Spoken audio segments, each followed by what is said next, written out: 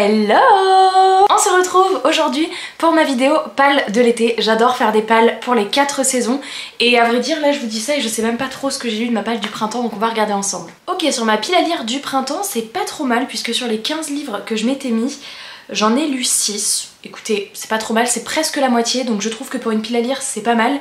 Surtout qu'en fait je réalise que dans cette pile du printemps il y en a 2 que j'ai remis dans ma pile à lire, même 3, un petit nombre que j'ai remis dans ma pile à lire de l'été. Donc ça reste des livres qui me faisaient déjà envie au printemps et qui me font toujours envie à l'été. Par rapport au printemps, là je n'ai pas de lecture obligatoire comme je m'étais mis Eragon, les 4 tomes, donc février, mars, avril, mai. J'avais quand même les 4 tomes d'Eragon qui m'ont pris pas mal de temps à lire et qui ont donc forcément fait sauter d'autres lectures à côté. Donc après je reste parfois avec des lectures obligatoires style pour des collabs, mais comme c'est moi qui gère un peu plus mon emploi du temps, je pense que je vais un peu mieux gérer pour cette pile à lire de l'été. On a sélectionné 12 livres et je dis on parce que comme pour une majorité de mes piles à lire, je crois depuis quelques temps maintenant, à chaque fois je choisis un livre, Tristan m'en choisit un, je m'en choisis un, il m'en choisit un, bref. Donc là 12 livres, 6 choisis par moi, 6 choisis par Tristan, et on a également sélectionné 4 BD, donc 2 par moi, 2 par Tristan. Et c'est parti, je vous montre tout ça. On commence avec la première très grosse nouveauté qui a rejoint ma pile à lire il y a quelques jours, parce que vraiment il est sorti il y a quelques jours. Je me suis acheté Gilded de Marissa Meyer, et alors je l'ai dans la trop jolie édition.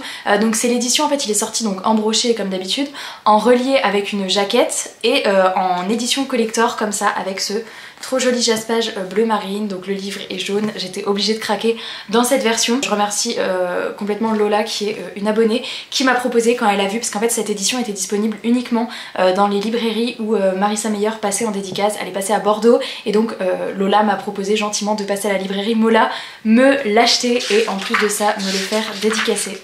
Voilà, vraiment j'ai pas les mots. Donc évidemment je lui ai payé. Sans elle j'aurais pas pu avoir cette édition qui n'est disponible que dans les librairies. Je crois qu'il y a Lille, Bordeaux, enfin elle va faire un tour de dédicace Marissa Meyer, et cette édition n'est dispo que dans les librairies où elle passera. En tout cas moi je l'adore, je la préfère largement à l'édition reliée classique, même si elle est aussi très jolie parce que la jaquette noire s'enlève et on a un livre bleu marine en dessous, mais genre là il y a du jaspage puis elle est jaune quoi, donc rien que pour ça.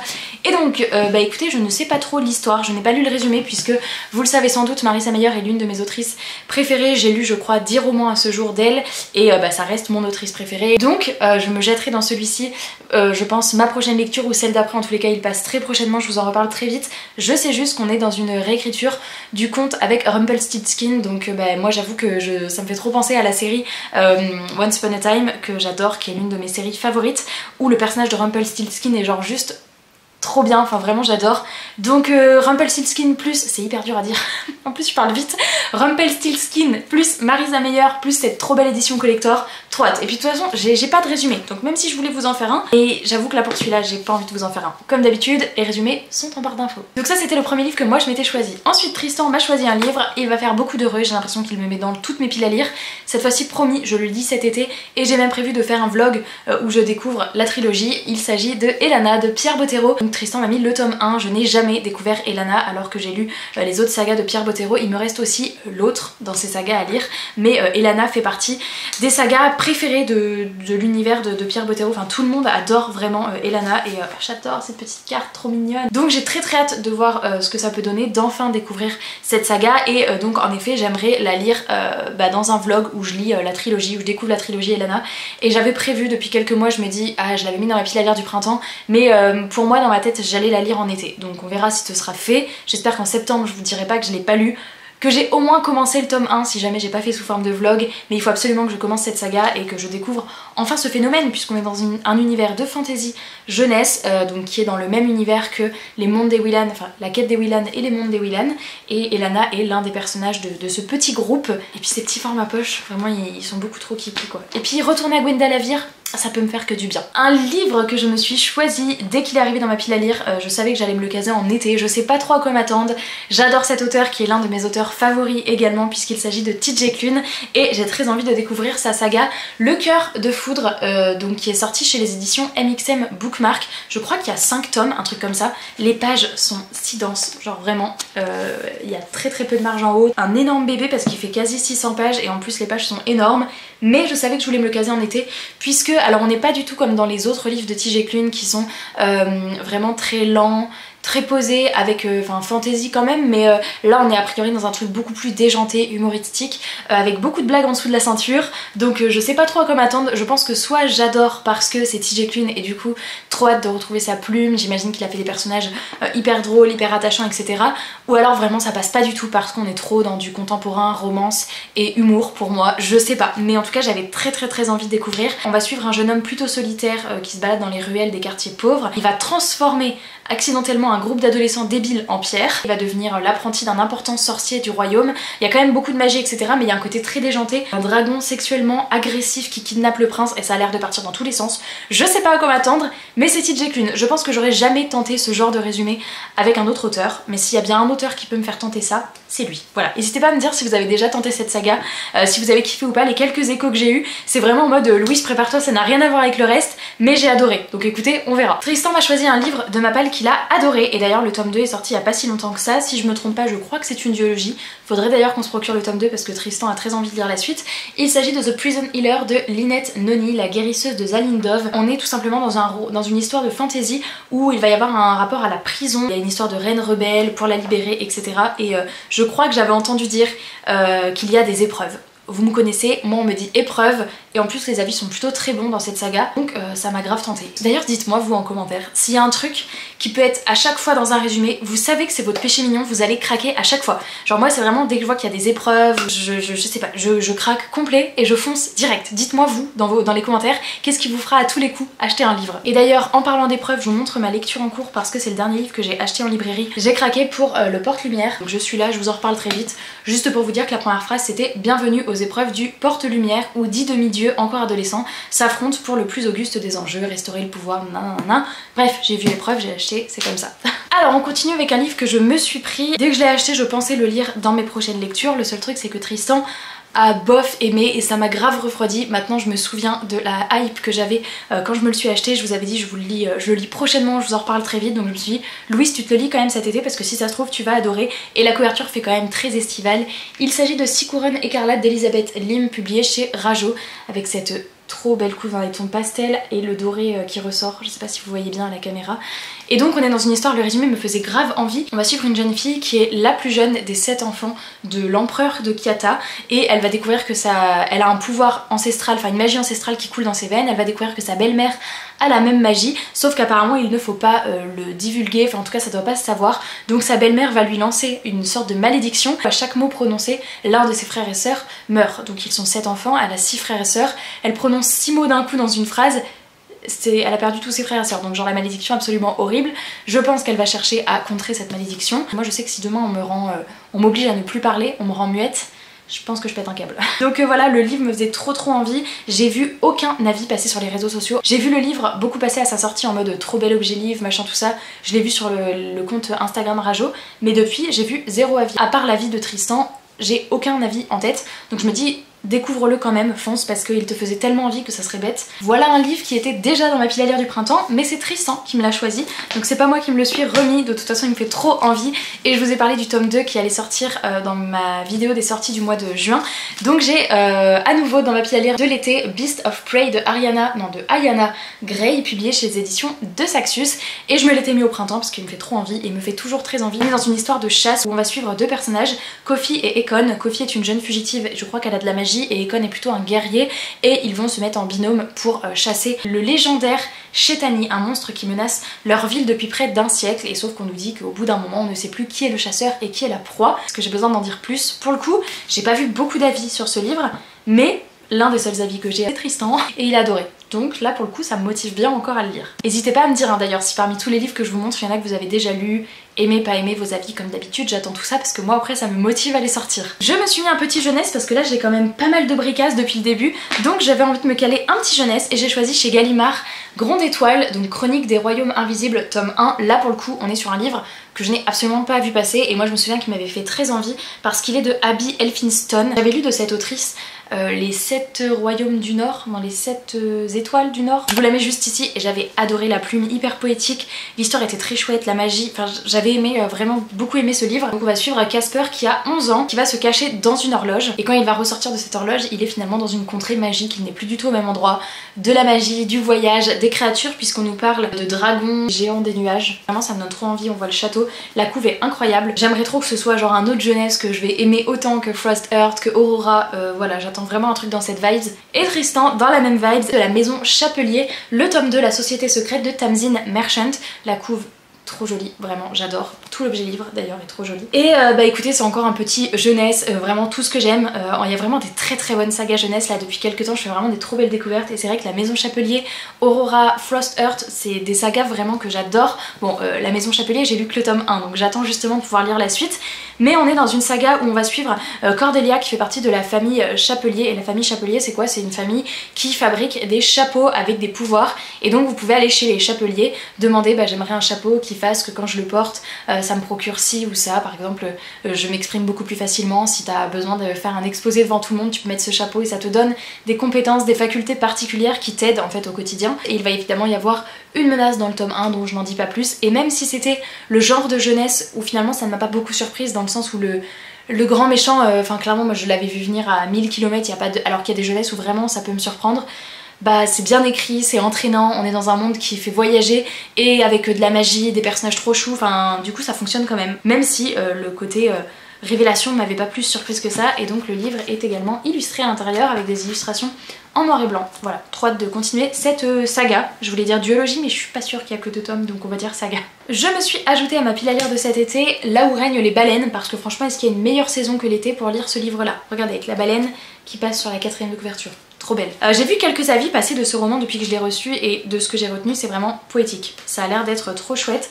La première page on a un phare comme ça et à l'intérieur on a même quelques pages un peu en couleur avec comme des croquis ou comme si c'était le carnet du personnage peut-être qui prend des notes. En tous les cas on va suivre Joanne qui est une jeune fille qui est envoyée sur l'île chez son oncle qu'elle ne connaît même pas, et elle est bien décidée franchement à partir d'ici parce qu'elle a pas envie de s'embêter tout son été. En plus elle entend quand elle va au village qu'il y a des vieilles rumeurs sur le fait qu'il y a des naufrages à chaque fois qu'il y a la pleine lune, jusqu'au jour où un bateau de pêche va être porté disparu, elle va entendre des voix, il va se passer quelques événements mystérieux et donc bah, je n'en sais pas plus. Je crois que c'est un one shot, je crois pas que c'est un tome 1. En bord de plage comme ça ou de piscine ça peut être vraiment très chouette. J'aime beaucoup les débuts de chapitre, il y a des petits coquillages différents à chaque fois. Et en plus je sais que si je le lis pas là, je suis du style en automne, hiver, printemps à dire non c'est beaucoup trop estival, donc ça veut dire qu'il traînerait un an de plus dans ma palle. Donc il faut que je le lise. Tristan a décidé de me mettre un petit pocket jeunesse et je crois que c'est le dernier qu'on a reçu. Quand on a lu le résumé, quand on l'a reçu, on a dit ah ça a l'air pas mal. Donc il me l'a mis même si vraiment je déteste la couverture. Il s'agit de Nos cœurs maudits de Mélissa Albert. Au début quand Tristan me l'a sorti j'ai dit ça fait automne un peu Tristan parce qu'il y a un truc un peu mystérieux, vous allez voir c'est assez creepy le résumé.